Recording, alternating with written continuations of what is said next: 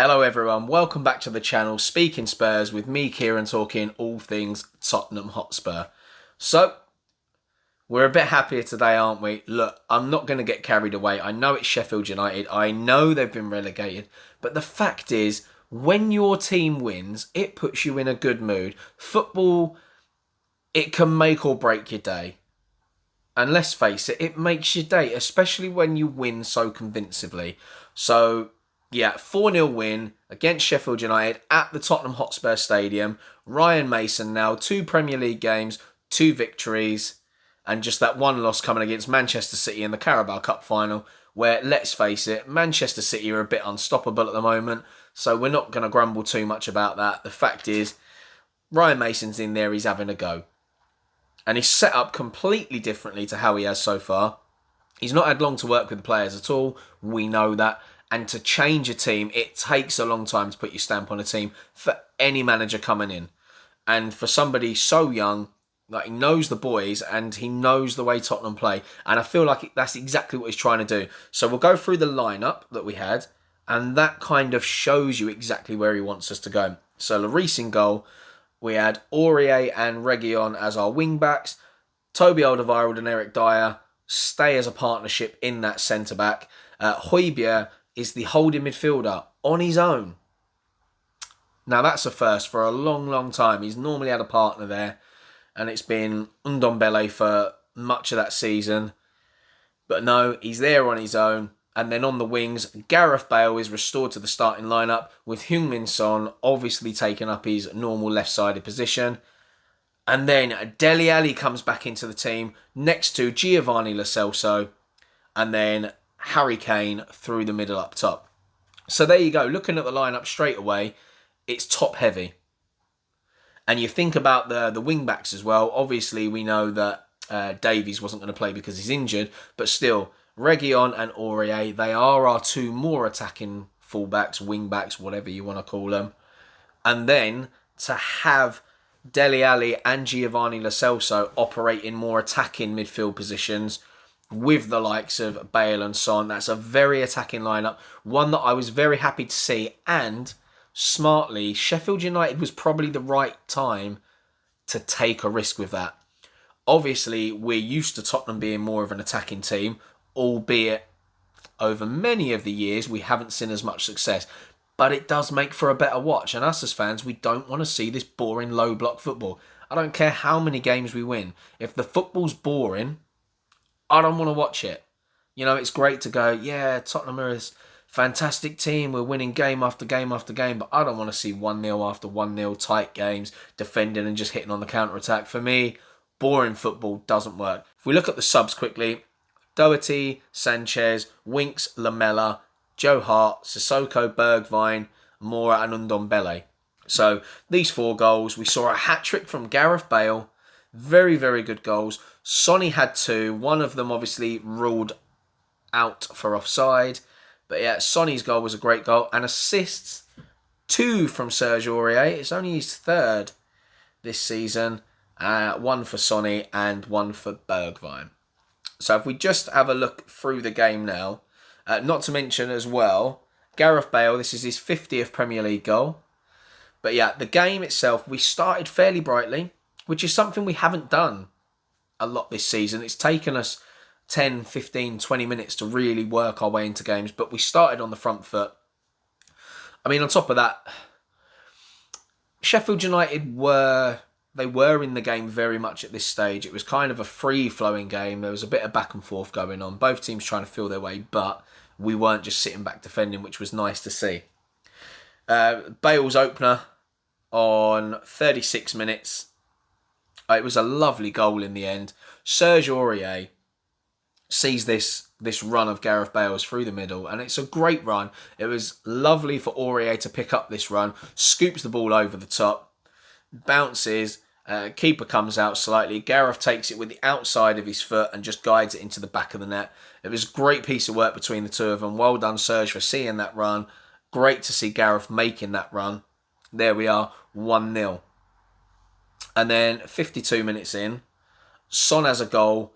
It's a lovely, lovely finish, no doubt about it. It's ruled out for what I would like to call a VAR offside. Because in the normal game that we've had over the years, it probably wouldn't have been ruled out for offside. It's not going to be seen. They're marginal offsides. And although we grumble about it, by the definition of the rule, it is offside. We know the rule needs to change. But it's just nice to see Sonny as well getting involved, making those runs that we haven't seen so much of late. I don't know whether it's tiredness. I don't know whether there was like a confidence issue or the fact that, he hasn't linked up as well with Harry recently. Whatever it was gone today. He was playing much better. But yeah, great finish nonetheless, even though ruled out. 61 minutes in, Bale was released by Son, breaks all the way through their half. And it was a powerful strike. Most people in that position where they're running through, they get to that stage where they're going to end up one-on-one with the goalkeeper, would have slotted it along the floor, nestled it gently into the back of the net. Not Gareth Bale. He absolutely levers it into the top right-hand corner from that position. And it was just beautiful to see. An old-school Gareth Bale goal, breaking with speed, with the ball at feet, leaving the defenders for dust and just bang, smashing it into that corner. Great finish. Keeper had absolutely no chance. Then 69 minutes gone. Aurier once again with an assist. He's got the ball. They're outside the 18-yard box. He's probably 25 yards out. Looks up, sees Bale on his inside, plays a beautifully weighted pass. It was so gentle, just laid it nicely a couple of yards in front of Gareth Bale, so he doesn't have to break stride at all. Bale comes onto it, bang, another ball into the back of the net, and this time along the floor. So he shoots across his body from left to right into that bottom corner. Another great finish, another assist for that man Serge Aurier, who I thought had an excellent game with a new lease of life, and it was lovely to see him involved. 77 minutes in, we have another goal, this time an assist by Bergwijn. Son gets the ball, he's inside the 18-yard box, sort of leans to the left to fool the defender, cuts back inside, shifts across and curls it into the top right-hand corner. Again, keeper no chance. This one comes off the post and goes in. And really, they are the highlights of the game in a sense. There is something else that we will talk about, but I'm actually going to leave it till after, and it's that VAR decision to keep John Fleck on the pitch. Massively controversial decision, but I'll talk through more of the positives before I actually get onto that. So we'll just talk about, the players themselves. We'll go for the ratings. Hugo Lloris, 6. I mean, self-explanatory. He didn't have a lot to do, so to give him anything higher just doesn't make any sense. It's one of them where you get the mark in and it seems unfair because you didn't do anything wrong, but you also didn't have anything great to do. So, a 6, a safe one there. Serge Aurier comes away with an 8. I thought he was excellent today, and obviously he didn't have to do loads and loads defensively because Sheffield United just aren't at it at the moment. There's something up top that's not clicking for him, and that reflects with Brewster. We all know he has fantastic ability. He knows where the back of the net is, but there were just moments in the game where Sheffield United were breaking forward, and Brewster just kind of seemed to... He didn't really break stride at all. There was no urgency to get into the box, no willingness for the ball, and that really let Sheffield United down, and it's obvious to see why he came off at half-time. But yeah, defensively, Aurier didn't have loads and loads to do. But going forward, he was excellent. His link-up play with Gareth Bale was fantastic. And that's the Aurier that I've wanted to see for a long time. We know that he's got decent pace. He's fairly skillful on the ball. His crossing can be a bit iffy, but some of the crosses he has put in that we've scored from have been absolute peaches. But I don't know, his awareness today was just very good of knowing exactly where Gareth Bale was, watching those runs, playing very nicely weighted passes. Everything about his play today I was just happy to see. I know the opposition was Sheffield United, so for any of you fans out there that are thinking I'm getting carried away, no I'm not, but it was just positive to see. A much better performance. Toby and Dyer both gave them 7s. they did their job. They didn't have loads and loads to deal with. Sheffield United didn't break into our box too many times. You know, the crosses came in. Our guys were bigger, heading the ball away. Some blocks. It was comfortable. The passing from Dyer was much better today, and we'll see that reflected in the stats that I'll talk about a bit later. Reguilon, 7 for him as well. Didn't set the world alight, but considering he's been very poor recently, and he'll know that himself. He'll be frustrated with himself. Not been at his best that we saw earlier in the season, but it was a much more comfortable performance from him. The guy just enjoys getting forward. I think if he was ever offered the chance to play as a winger instead of a wing back, he'd take it all day long. Loves attacking. But yeah, better from him. Højbjerg, 7 as well. Comfortable performance from him. I feel like considering he had no real partner next to him for the whole of the game, he marshalled that area really well, joined in when he needed to.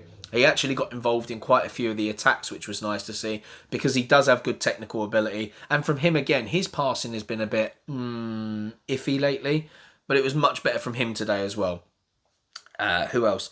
Lo Celso, I gave him a 6. Is that a bit harsh? I mean, I'm not too sure, but when you compare it to some of the performances from the others, I don't think it warrants giving him higher. I mean, still, he's not been the same since he come back from the injury. He's been trying to get involved, but it's just not that great Lo Celso we've seen. And I've seen some people on Facebook saying, do they think it's time for us to sell Lo Celso? Look, I think that's a bit rash. He's had some injuries that I think that have held him back. He's also been playing in a system that maybe doesn't suit Spurs, which I think we've seen. So more game time, I think, is needed, and just a fresher outlook, and I think it'll be fine. Look, you give him a pre-season to gel and bond with some of these players, I think we'll see a different Lo Celso. I think if he can have an injury-free season, he'll be fine. Do you know what? I also feel like this is a bit like deja vu. I think we went through this a lot with Lamela. It was just waiting for him to have an injury-free season. Had Lamela have always stayed injury-free, I think we're looking at a completely different player. But, these things happen. So back to it. Dele Alli, gave him a 7. He didn't set the world alight. He came in. I feel like he actually played fairly well. He was getting involved, some good link-up. Was trying things. Some of it didn't come off. And I personally think that's down to the fact that he hasn't been playing. Look, match sharpness wasn't quite there. Like in the second half, he faded a bit. Like there's no getting away from that. He did fade. First half, I thought he was particularly good. And it's just, for him, I think it comes down to a lack of game time. He's been out of the squad again. He's understanding with the players that where he was on the pitch with maybe weren't as good as they would have been had he been playing regularly. So, 7, I think, is a fair score. But I do think, considering the confidence that would have been knocked, the fact that he hasn't played much, I think he did fairly well. We can't be too critical of him there. Then we move on to Sonny. I gave him an 8. I thought Sonny was much better than he's been recently. He's had a few iffy games, as have many of the players. But today, there just seemed to be like a new energy. His link-up play was good. He was making those runs, breaking through past defenders. So yeah, positive from him. Gareth Bale, man of the match. The guy had a 9. I thought he was excellent today. He was taking on players. There was plenty of shots. He was shooting from distance. He was creating, shifting onto his left, getting involved. He was also doing his defensive work as well. Let's not forget that, because he was very poor against Arsenal with his defensive duties.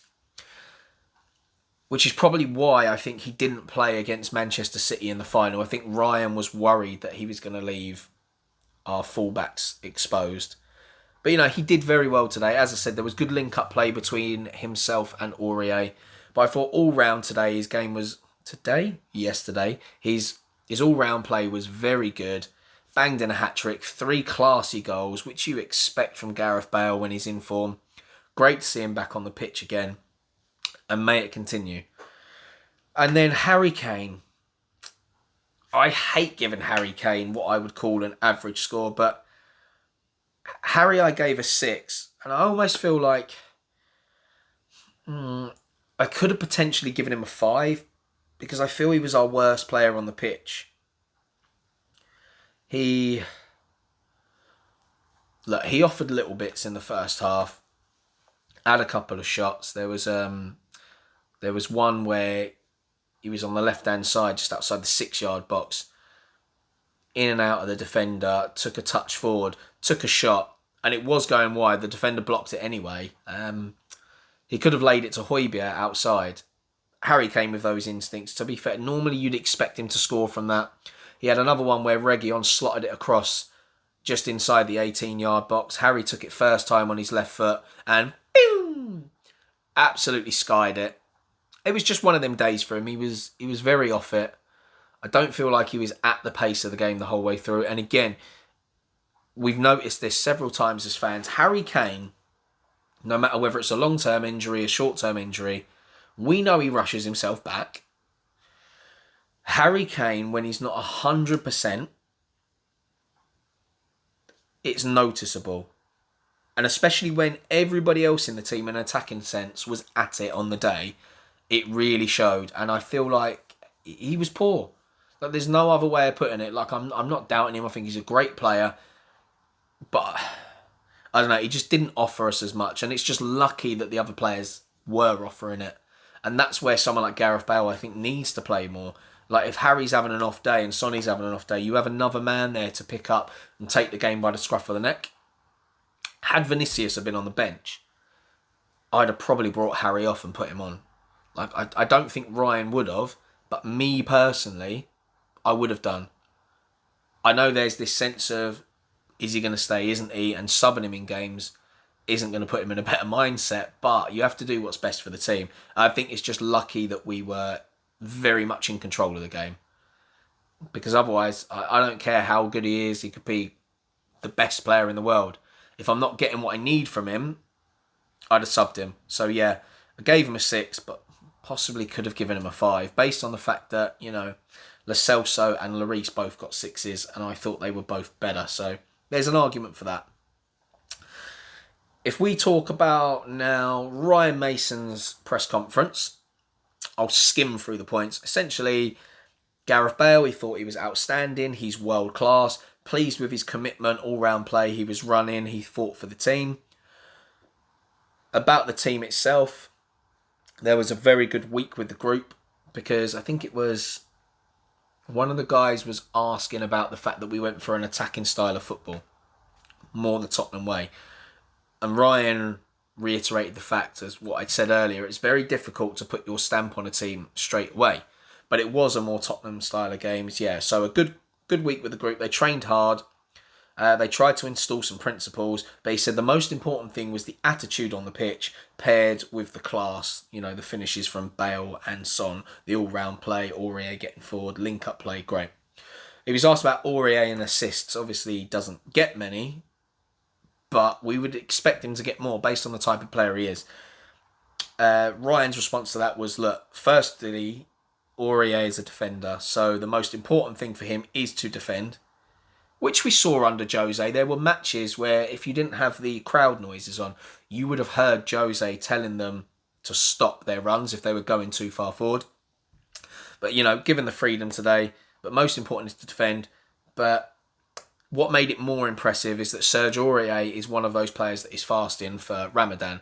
The referee did stop the game to allow Serge to go to the side to break his fast, which again is a nice touch, and it's been happening all around the world in football. So, you know, you have to applaud the referees and players of other clubs that are kicking the ball out of play to allow these guys to get, you know, a bit of fuel that they need. Because as footballers, they are exerting so much energy in training, in the matches. It's very intense to compete at this kind of level. And you put that with fasting whilst all the other guys on the pitch are able to eat what they want when they want. It must be so difficult.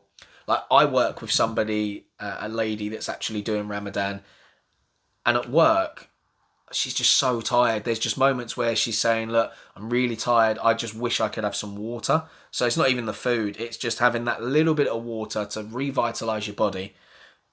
But his performance, considering he's been fasting, and I think they've got, is it a week left of Ramadan? I think it might be just a week left. But considering he's been fasting all this time, You know, that was a fantastic performance from him. And to have the energy to keep going, I was very, very, very impressed. And clearly so was Ryan Mason. He was asked about Bale, you know, Bale staying at the club. And he's very honest. It's a conversation from the end of the season between himself, his agent, the club, his parent club, Real Madrid. I mean, I don't know what's going to happen. I think a lot of that's going to come down to where we finish in the league, where Gareth feels his future is. Look, there's going to be clubs that want him. If he can finish the season in good form, and we saw flashes of form earlier in the season as well, clubs will want him. There are Champions League clubs that will want him. The biggest problem will be wages. If we can get Gareth Bale again on another season's loan with the same sort of conditions that we had this season in terms of wages, I think we should chew Real Madrid's arm off and take it. Question is, does Bale want to stay? Not too sure. It depends who else comes in.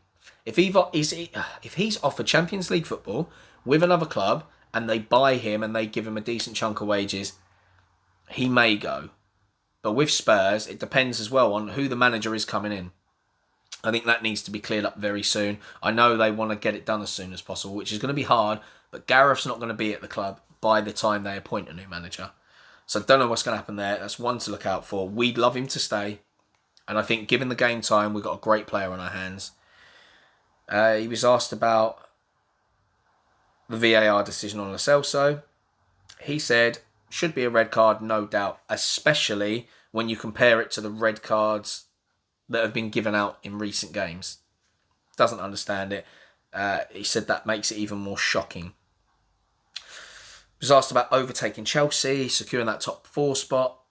And he said, look, we've got another very big week ahead.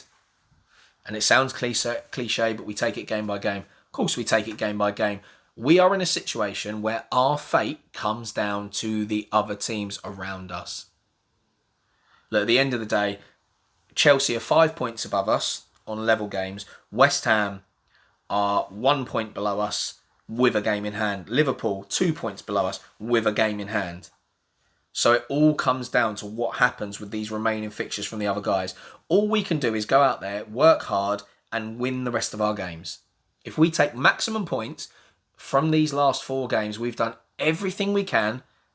And if it's taken out of our hands, it's taken out of our hands. At least we know Ryan has put the team out there to play. The players have given their all and provided the points. We can't ask any more than that. So, you know, it is what it is. Bale also had an interview. It was a very brief one, just talking about it. And he seemed very, very happy. He was happy to get the goal. He was happy to get another match ball. He remembered that his last hat-trick for us was the Villa game 2012. He just seemed very happy. He said that all he needs and needed was a run of games to see a decent Gareth Bale. Look, I'm still not convinced he's back to his best yet because he's been out of the team again. Give him a run of games, you see a fantastic player. He's got 4 games here to prove himself. He was the man of the match. Fantastic. Just want to quickly touch on another thing about Harry Kane. Free kicks. I don't know about you and everybody else, but I hate watching him take free kicks. I have no doubt when they're in training, and I have these little dummies that they stick in the ground, he's fantastic. And I can almost imagine, when you watch his free kicks, you can see exactly what happens in training. He'll set those mannequins up, right? And he'll hit the ball to just go over the top of the wall and dip in. Because every free kick he hits seems to go straight into the wall. The wall jumps and it hits them. So I've got a feeling when he works on his free kicks, he's aiming for that. So Harry, my advice for you, start trying to take your free kicks higher. Work on that dip. Because teams are jumping, you're hitting them every time. Only other option is stop taking free kicks. It's the one thing in your game you definitely need to add to. But for now, just leave it to Gareth. Right, let's talk VAR now. So, John Fleck on Giovanni Lo Celso. When you watch it in real time, it doesn't necessarily look like a red card because he's coming across so quickly. So, real time, I can understand why the referee didn't see it, didn't give it. When you look at the replays, from some angles, there's still a little bit of doubt. It's when you watch it from the angle where you're facing John Fleck. They slow it right down. He comes over the top of Lo Celso's body, makes contact with his shoulder. As the foot then comes through, he makes contact here and comes down Lo Celso's face. But what for me that makes it a red card is after he's already made contact with him, he has the possibility of lifting his leg. He doesn't. There is no conscious movement to try and not make contact with the player. No conscious effort whatsoever. And when you slow it down and look at it, he's coming across, his foot changes speed. It hits the shoulder. As it gets near the face, it changes speed and has a forceful downward movement. I think you have to give it as a red card. The reason why I believe they haven't is because he was already heading that way. To not make contact would have been difficult. And they don't know what's actually in John Fleck's mind. So it puts doubt in their mind, which is why they haven't given it. But when you slow it down, if John Fleck's foot had continued at the same speed and it hit his shoulder and hit his face, I don't think I'd had too many complaints. But the fact is, the foot changes speed when it gets to the head and pushes down. So for me, it is a red card all day long. It makes a mockery of all the other red cards that have been given recently. Refereeing needs to be consistent.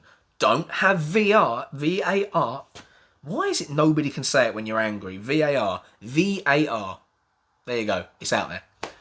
There is no point in having it if there is not going to be consistency from game to game.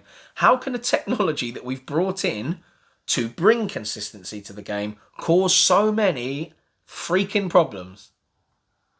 But it's a shocker, but you could see on Lo Celso's face, like it was strong contact. He had scratch marks visibly here, and there was something going on in his hairline because when the medical team came onto the pitch, they were spending a lot of time around this area. Couldn't see it, but you did see physical marks there, and you would have seen when he was sitting on the bench afterwards. He had a massive old ice pack on, strapped around to the poor guy. But yeah, for me, should have been a red card. VAR, sort your lives out. Referee should have been recommended to go have a look at it. But it didn't affect the game because obviously we went on to smash them 4-0. Right, let's look at stats quickly. And this is more impressive than it's been recently. And again, I know, before anyone comments, it's Sheffield United. They've been relegated. They've been poor. But confidence comes from winning games. It doesn't matter who you play. The more games you win, the more confident you become. The teams start to gel. They would have had a lot more space today. But the more they make those passes, the better relationships they have with one another on the pitch. It breeds confidence and then continues game after game after game. That's how these processes work. So, stats. Possession. We had 65.8% possession to their 34.2%, which we would expect. We have had more possession against weaker teams this season. Shots. 20 shots from us, 8 from them. On target, 11 of those were on target for us. They had 1 on target all game. Off target, 6 to their 3. Blocked shots, 3 to 4.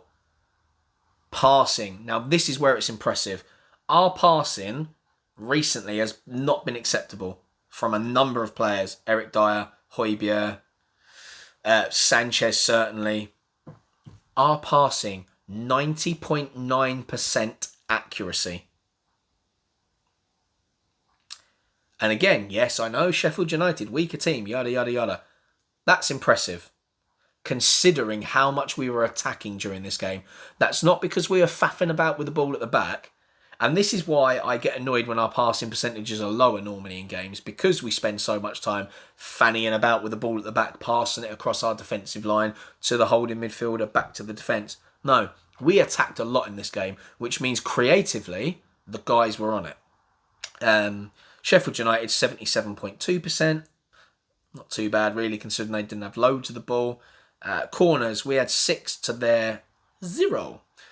And as you know already, one of the only stats that I care about is the corners, and the other one is usually offsides, because it shows how creative you've been. So it was nice to win a decent chunk of corners. Shows that we're attacking a lot. Offsides, we had 3 to their 0. Tackles, we won 54.5% of the tackles we went in for. They won 53.8%, so fairly even on that front. Aerial duels, another one that I actually like. 61.9% for us, 38.1% for them. Saves, Hugo only had 1 to make. They had 6 to make. Fouls committed, 8 for us, 9 for them. Fouls won, 8 for us, 7 for them. Yellow cards, 1 apiece, and red cards, 0 apiece, although they probably should have had 1.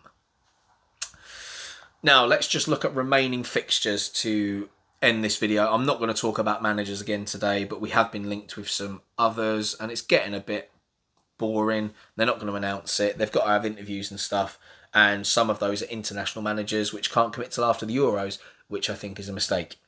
So yes, remaining fixtures for us. Leeds away. It's a winnable game. Wolves at home. Winnable game. Villa at home. Winnable game. And then we finish with Leicester away. Like, that's the most difficult game. And for Leicester, it could be a very important game. There could be a lot at stake for them. Like, they may not even get Champions League football because it's that tight at the moment in that area. All it takes is them to drop a couple of games, us to take advantage, West Ham to take advantage, or Liverpool. So let's look at Chelsea. And I'm going to include their extra games here. They've got the Champions League game against Real Madrid coming up. And that is at home, but it's a massive game. And they follow that straight away with Manchester City away. So that's 2 very difficult games. You then follow that up with a home game against Arsenal, which you'd expect them to win, but Arsenal will give them a decent game. There is no 2 ways about that. So they could potentially lose to Manchester City and draw at Arsenal, which creates an opportunity for us. Then they have Leicester in the FA Cup, and then Villa away, and they also have... Oh, they've actually got Leicester twice. They've got them in, they play them in successive games. So they have Leicester in the FA Cup, then Leicester in the Premier League, and then they finish with Villa away. Look, they've got a congested fixture pile up coming towards the end of the season. So whether you'd expect them to win all those games or not doesn't matter. The fact is there's a lot of games in a short space of time. Their players may tire. And they're not easy games either. Man City, Arsenal and Leicester and Villa in the Premier League, they're all in the top half. I think they've got the most difficult running. West Ham's running. Burnley away. Burnley are no mugs. They are hard to score against. Everton at home. Everton are another team that are in and around it. I think top 4 is going to be too much for them, but they're going to want to win the game because they're going to want to finish 5th or 6th and get European football. So that'll be a difficult game. Brighton away. Brighton don't ship loads of goals. Unfortunately, they don't score enough either. But again, difficult game. West Brom away. The teams you want to play when you're coming into the end of the season are teams that are sitting safe around the middle of the table. You don't want to play teams that are battling against relegation in your last 3-4 games of the season. They're going to be gunning to win that game. And then they finish up with Southampton at home. Again, Southampton, good team, but that's a fixture you would want coming towards the end of the season because Southampton are secure in the Premier League. They're fine, but Southampton will give them a good game. They're a very technical team. Leicester's running. Newcastle at home. You'd expect them to win it, but again, Newcastle, still not 100% safe. Man United away. That will be a very difficult game for them. Then Chelsea in the FA Cup, followed by Chelsea away. So Chelsea twice. And then they finish with us at home. So they have a very difficult run into the season. Now let's look at Liverpool. Liverpool are in the same situation as us, where they're in no extra cup competitions. They begin with Southampton at home, travel West Brom away, Burnley away, and Palace at home. Now, of all the teams, they've got the what you would call easiest finish of anyone, but they are adrift of the other teams. Like they're lower than us. So, again, they're in a position where they have to win every single game. As we know, Southampton, it'll be a difficult game. As I said, West Brom, relegation scrappers, be a difficult game. And it is at the Hawthorns. Burnley, as I've already said, don't ship too many goals. Solid team. Sean Dyche, very good manager. And then Palace, I think, is the most winnable of those games for them, just because we know Palace are safe. So it's going to be really interesting to watch this end to the season.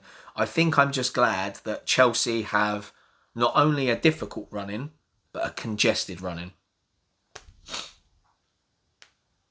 So who knows? Will we get in that top 4? Will we not? It comes down to everybody else. But that is it for today. Thanks for sticking around and watching that video. Subscribe if you haven't already, especially if you are a regular viewer of this channel. Hit the like button if you want, and you can even turn on the bell notifications so you get notified when the next video goes live. I'm so glad that we could have a bit more of a positive video today. Thank you very much. Take care, stay safe, and as always, come on you Spurs.